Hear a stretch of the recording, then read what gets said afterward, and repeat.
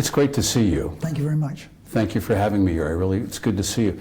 I haven't talked to you in a long time, and you know, we've watched and known that you've been facing some health challenges, so I'm going to begin with, how are you? How are you feeling? I'm doing fine. You know, the cancer's in remission, and my mobility is not as good as I'd like it to be, but the chemo messed up my back a little bit, but I feel good, and I'm strong, and just don't move around like I used to. Yeah. What's you're keeping very active. I mean, here we are at MGM Resorts, and you've got a role here, and you're at Boyd Law School, and you really haven't slowed down. Well, I slowed down a little bit, but I'm enjoying life.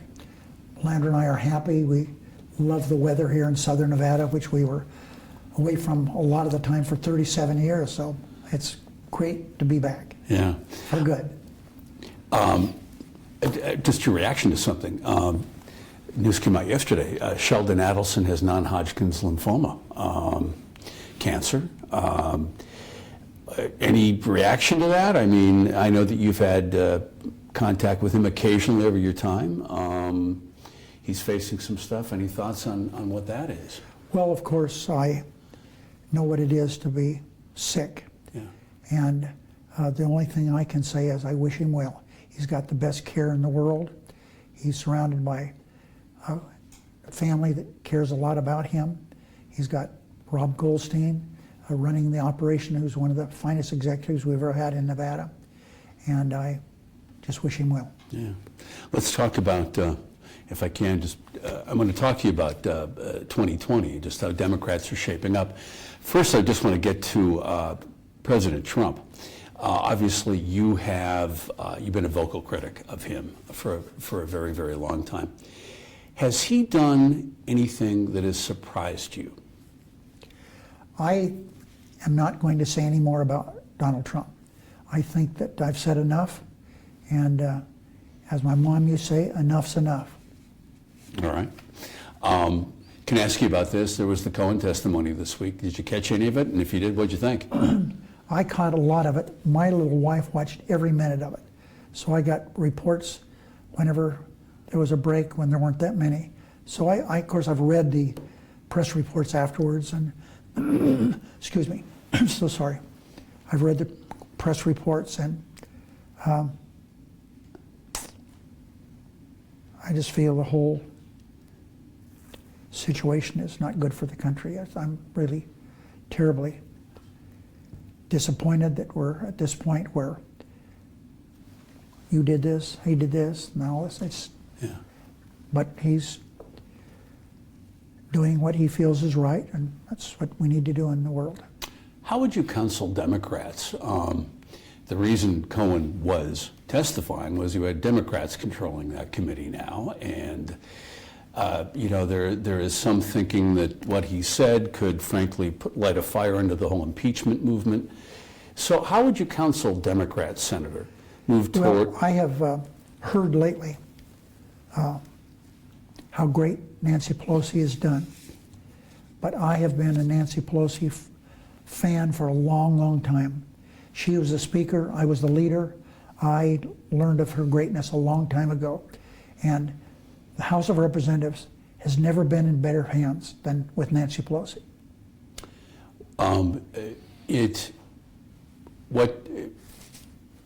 So you've got impeachment on one hand, you've got continuing investigation and keeping the bringing accountability to the administration. Which way should Democrats go? Should they go in both directions, or how would you counsel them in terms of the whole impeachment thing? Well, the impeachment thing, it doesn't work unless you get Republicans, and I haven't heard a single one yet come out for impeachment, so that creates a problem right there. Right. Let's talk 2020. How do you size up the Democratic field? Well, I have been around for a long time in politics. I consider myself kind of a historian about American government and politics.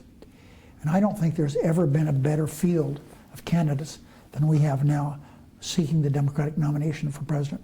I mean, it is stunning. I think at last count there was 23 that have indicated they're looking to run. Today we heard that Jay Inslee from Washington is going to run. What an impressive man. Bullock, governor of Montana's announced today he's going to be running. There's just one qualified, strong candidate after another. Now, who's going to win the nomination? I don't know. If I were betting right now, of course, the person that would get the chits as far as betting would be Joe Biden. But he hasn't decided if he's going to run yet. And if he does, we'll have to see what happens. Do you have any inside intel on what Joe Biden's thinking? Joe Biden is my friend. I served with him in Congress for 34 years. No one, of course, can match his experience in foreign policy. So he's got that. But you know, we have our caucuses coming up here in less than a year. And I've said, and I say to you, I'm not going to be endorsing anyone until that's over. The caucus, which I worked on to establish here in Nevada, has worked out well. So I'm going to be neutral until that takes place. What path do you think, Senator, Democrats should follow to recapture the White House? Do you think the path to the White House is more a moderate path that would attract more of the middle of the country, or do you think the path for Democrats should be more of perhaps a more left-leaning, more populist path, Well, which would work? Here this year, we're not going to have to worry about it too long because all the major states have moved up their primaries. California is right at or near the same time as the 4 early caucus states, as is Texas, Massachusetts, and on and on. So the nominee is going to be determined really quick, more quickly than in the history of the country probably. Do you worry that Democrats could be, because when you look at the field, as you well know, and you know better than I do, but you look at there's a whole collection of candidates there who would be, you could call perhaps they are more left populist, and I use left advisedly, I don't like that term, but they're more populist with some more liberal-leaning positions. Any worry that some of those could be drifting the party too far left to make a candidate unelectable in a general? I think the so-called drifting someplace usually comes late in a primary. Our primaries here are going to be over with very quickly. And so we're not going to have to worry about any drifting because it's going to be determined quickly. As I said, Nevada, South Carolina, New Hampshire, and Iowa are the first 4 caucus states. But of course, New Hampshire is direct vote. So 3 and 1. And at or near that same time, you have these other states coming on. So the nominee is going to be determined very quickly. And so I think we're just going to have to wait and see what happens. And I think that all the monikers that you guys put on people are really not well served, because I think that a lot of a candidate's direction comes after the nomination takes place. What do you think about California moving up their primary? Does that dilute our importance here in Nevada at all, do you think? No, because they're still a little bit behind us, and you would want these 3 states that I mentioned earlier pushing forward to put pressure on what's going to happen in California. But having the primaries early is good for the country. What do you think about third-party candidates? You heard Howard Schultz a few weeks ago from Starbucks saying he might run, and there were a lot of people within the Democratic Party who did not like that at all. What would you tell a third-party candidate thinking of running? Do you think that might hurt? What I would tell a third-party candidate, look at what happened in the past. And in the past, they've been just big flops. And if Schultz decides to do that, he will be a bigger flop because he's got more money than anyone has ever had. And money's not going to buy this election. What do you think is going to, what will win it for? Whatever candidate, what do you think it's going to win? Well, I've said to my friends who are Democrats thinking of running, don't worry about beating up on Trump. That's already been done. Don't waste your energy on that. Whoever's running for president has to come out with a message of unity. America was great, is great, and will continue to be great. What do you think his chances are of re-election? Whose chance? President Trump's. Oh, I'm not a betting man on anything, and certainly not elections. I've had some that, first of all, if I had been betting on elections, I would have been a real loser. I'm glad I don't bet on anything, because elections haven't always turned out the way I knew they would turn out. But do you have a good feeling for Democrats in November of 2020? I mean, do you think the Democrats have a good shot? I think the Democrats are looking pretty good. But as I learned running for public office, it's a long time from whenever it is to Election Day. Let's talk about just the Senate. I mean, do you miss the Senate? Well, you know, as the Old Testament tells us, there's a time for everything. And I had my time in the Senate, and I can't think of a single bad day I had in the Senate. I never dreamed of being in the Senate, but someone with my background to become a senator and then leader of the Senate for such a long time, that's a miracle in my own mind. So that was my time. So I don't miss the Senate. I watch it very closely. I don't stand over Schumer's shoulder and tell him what to do. I call him once in a while.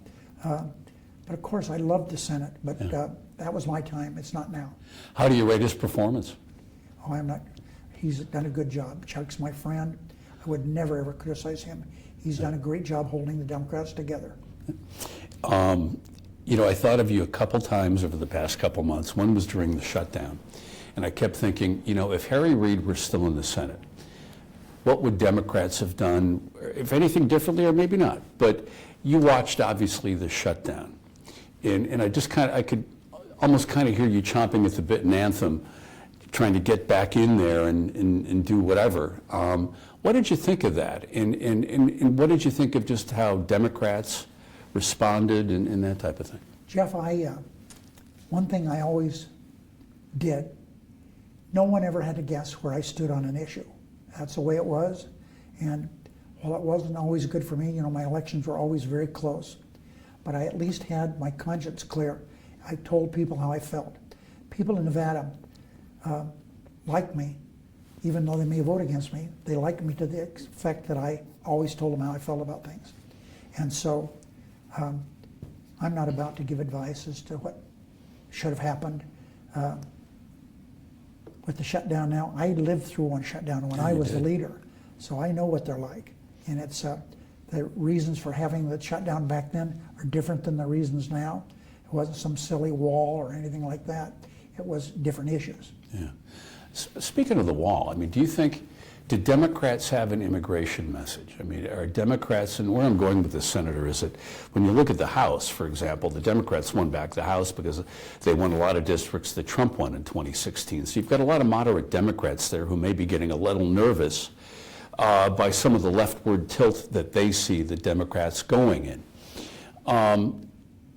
Do you think the party has a good border security message? Would there be anything you would fine-tune if you were back there? First of all, let me correct you about the Democratic caucus in the House. Okay.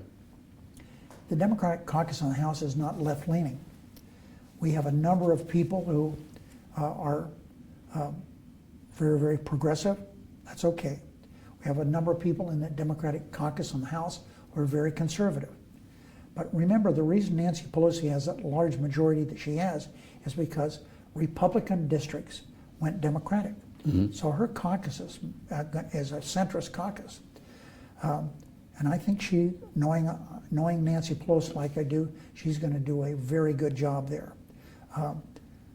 Now, what comes 2020, a lot depends on what happens in the next many months, because right now we're a long ways away from that election. It may not seem like much to a lot of people, but you know, it's different. Money's not going to control who's going to win this election. What do you think will? I think people are more aware of how people stand on issues, and they're sick of all this television that's being. People are trying to find a person who said, "Boy, I'm so glad they're running all those political ads." I don't know of anybody that says that unless it's the TV station trying to make the money. There was one other time I thought of you, and you had to have seen it. It was that remarkable December meeting in the Oval Office with President Trump and Mike Pence and Nancy Pelosi and Chuck Schumer.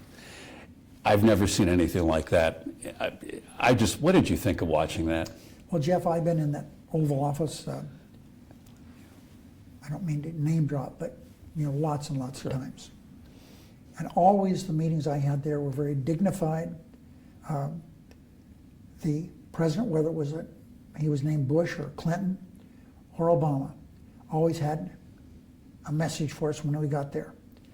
There was always an opportunity for, he would go to the leader or the speaker, majority or minority first, and then people there, part of the leadership team, would be able to ask or say something if they wanted. That was really unheard of. I think that dignity of the Oval Office was not there, and I don't think that's good. I realize I was asking you about President Trump off the top, and I respect you don't want to get back at him. He did, after the CNN interview, he did take a couple pot shots at you. I'll give you an opportunity if you'd like to respond. He said you were trying to rescue your failed career, that you were thrown out of office, which is not correct. But if you got anything you want to say to Donald Trump. Jeff, I have this to say to Donald Trump. I haven't looked at all the people who agreed with what he said about me. But I do tell you one person who I got a wonderful message today from who did respond, and that's Brennan, who is head of the CIA, a person I worked with closely, who said such wonderful things about me. And it really touched my heart that he would do that. You were one of the first people to sound the alarm on about Russia. And you were vocal on it in the 2016 election, and now we're waiting for Mr. Mueller to do what he will do. What's your gut tell you what that report's going to say? Well, all I know is in August, I wrote a letter to the head of the FBI, Comey. Right. I said, there's something going on, and Russia's screwing with our elections. He didn't respond to me. Now, I didn't make that up. It's all out in the press now. I got a direct message from the CIA, okay? Not the FBI, but the CIA. And that involved foreign government. He didn't respond to me. I wrote him again in October, which a few weeks before the election, because he hadn't responded to me. Now the facts are out that he didn't do that because he knew, he being a Republican, that Clinton was going to win the election. And he figured it best for him politically just to stay out of it. Well, in hindsight, it was the wrong thing to do. And one of the things that raised the hair in the back of my head is when I saw him in the Russell office building haranguing about, why don't the Republicans step forward and say something about this president? I just wanted to, he's 6'5", much taller than I was, but when I was in a little better shape, I probably would have grabbed him and jerked him around a little bit because he was wrong to have done nothing.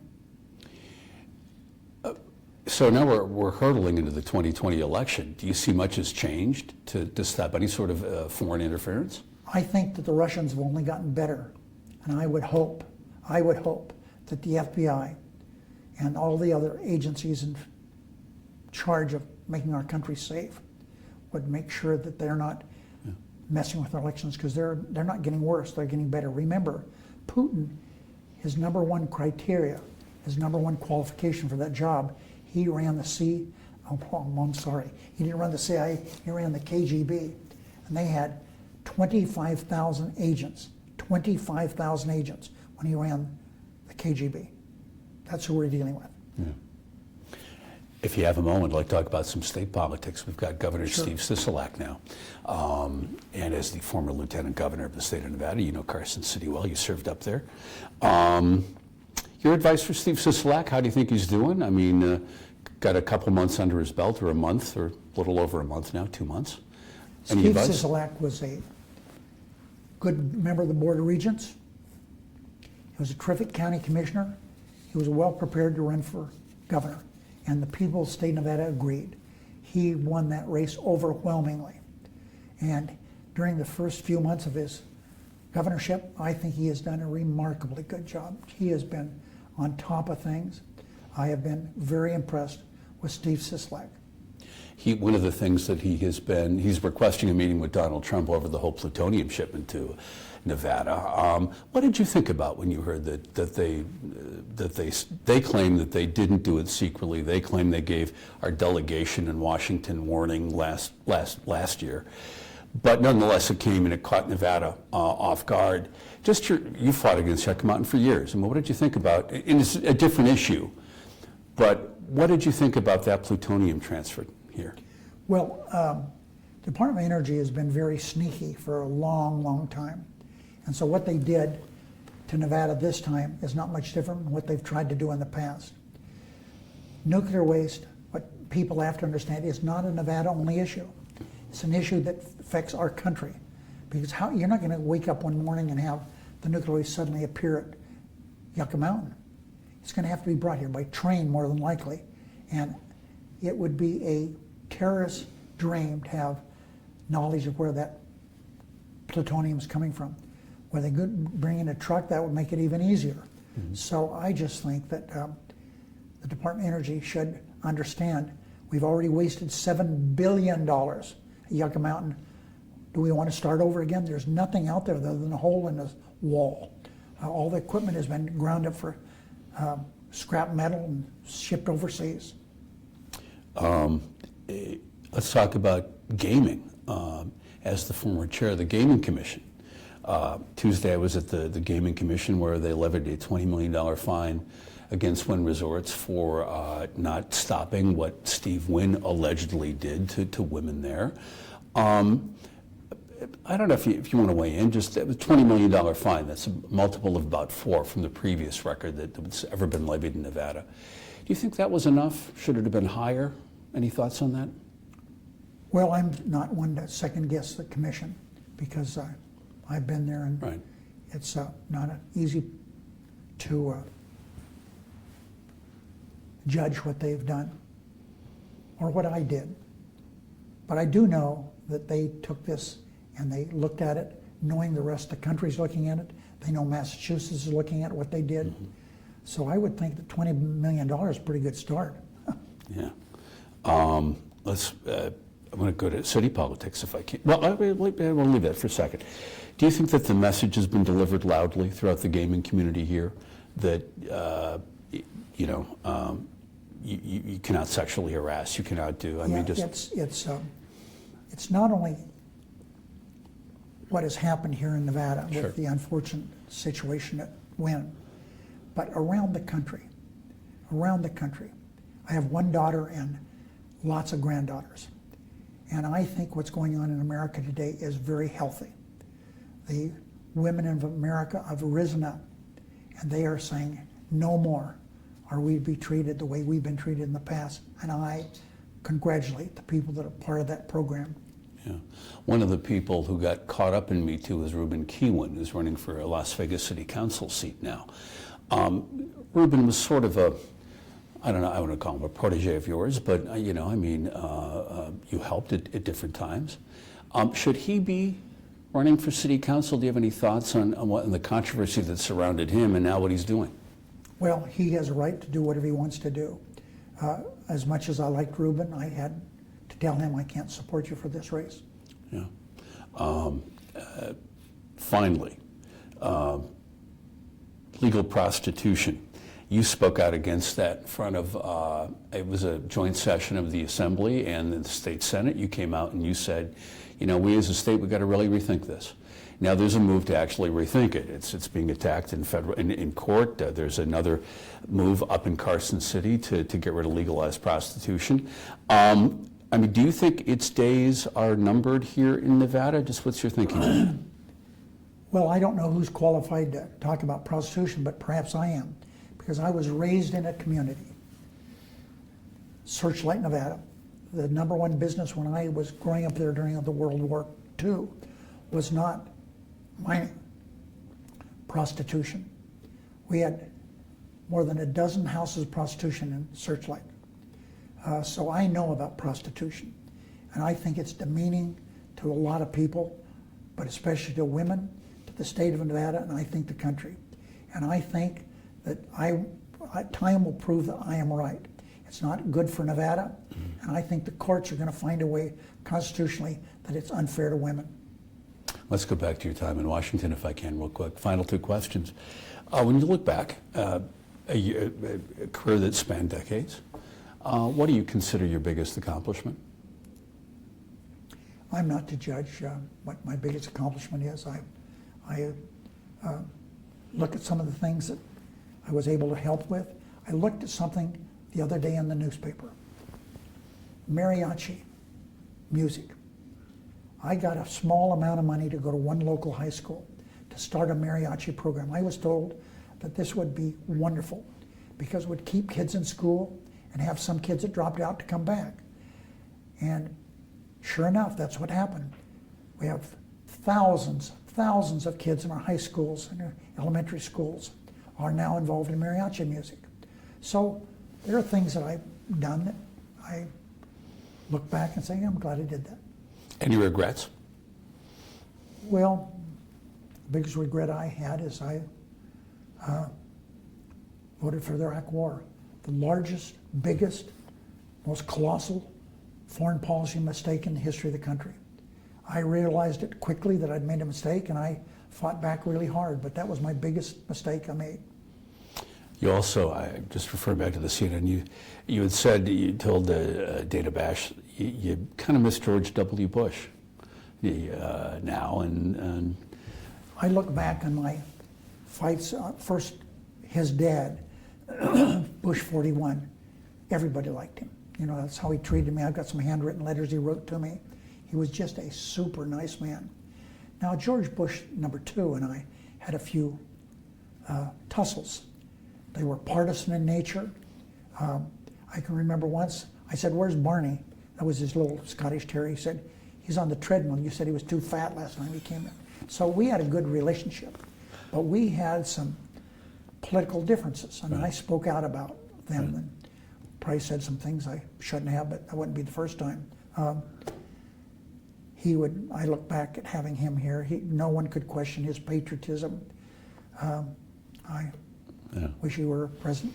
So we're here now, 2019. And, what are you working on? What do you like to do? I mean, you've got a think tank that will be starting, or it's been sort of on hiatus at UNLV. My illness slowed it down a little bit, but I'm okay now. So John Boehner was Speaker of the House when I was the leader of the Senate.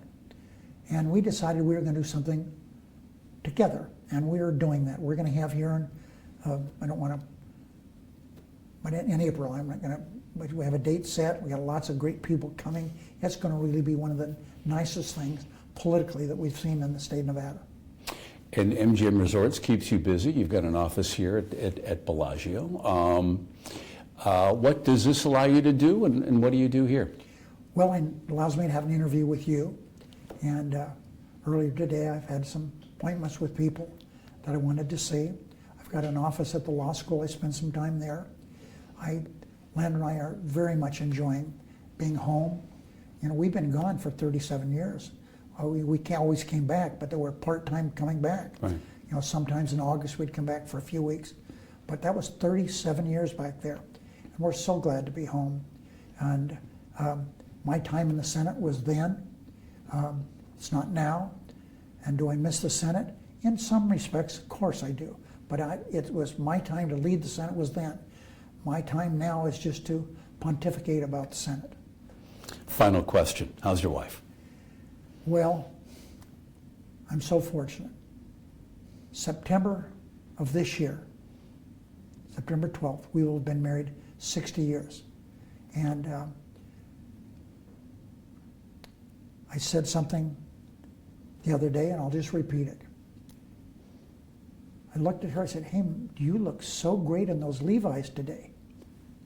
How's that? Because she did. Senator, it's always a pleasure. It's good to see you again. It really is. Thank you for talking with me today. Thank you.